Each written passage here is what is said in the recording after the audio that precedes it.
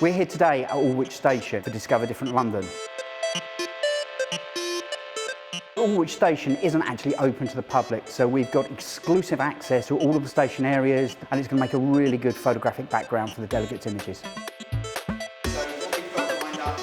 We've got a really exciting day lined up. We've got 3 different types of shooting. On one of the platforms, we're actually doing light painting. On the second platform, we'll be doing a vintage model shoot. And then upstairs here in the ticket office, we're actually going to be doing a contemporary fashion shoot.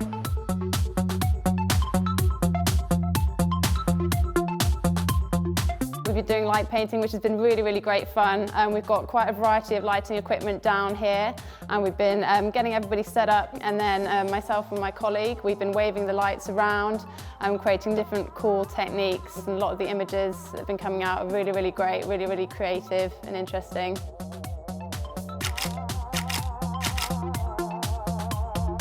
It seems so simple, and before you come you think, geez, how am I going to achieve anything like that? And then when you're actually shown how to do it, you put it into fruition, it's amazing what you can achieve with just a couple of lights and some decent gear. They told you where to start and you can tweak it from there, but if they hadn't told us what setting to start on, I would have just taken like half an hour getting to that stage.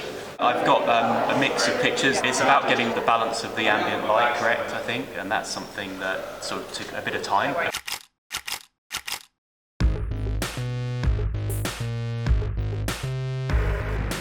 Here on the platform with Courtney, the model, we've been doing a vintage shoot. We've had the camera set into black and white mode, ISO 100, so we get high quality pictures, f8, so we get a very good depth of field, and 100th of a second, make sure we freeze the motion to ensure we get no camera shake. So we generally have 2 speed lights. One is placed behind the subject. That is used as a rim light to outline and give depth to your picture, so your subject or your model is separated from the background. What we then do is balance that with a light coming in from the front, which is normally in a softbox. We want a larger light source, so we get softer lighting hitting the face, and balancing those 2 lights together helps us create the look we want. Most of the shots I do, there's kind of models in studios kind of thing, and you have to make the sets up yourself, so it's nice to come to a location where the scene's already set up for you, and using kind of what's around you to make up the shot.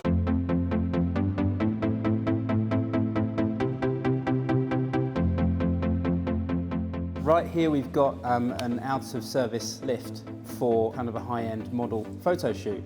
And in contrast to what we're doing elsewhere in the building, we've been able to make it look very high-end, the kind of thing you'd see in a fashion magazine. And to do that, we're using quite harsh lighting in places. We're getting deliberate reflections off walls, and we're shining lights through things to get all kinds of different shapes, but also basic things to do with focusing and balancing up the ambient and the flash lights.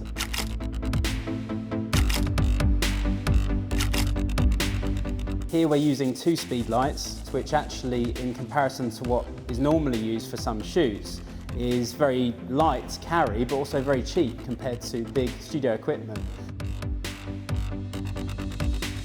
So the reaction people have been having from the back of their camera is you don't need all of that equipment. You just need some speed lights, some stands, and you've got yourself a studio setup.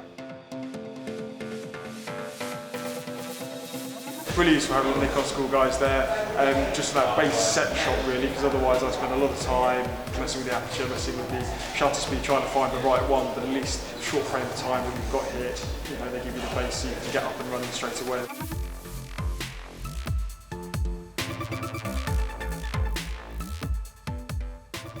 It was really good. It was probably not what was expecting, if I'm honest. I was thinking it was just going to be free for all, taking photos around the actual venue.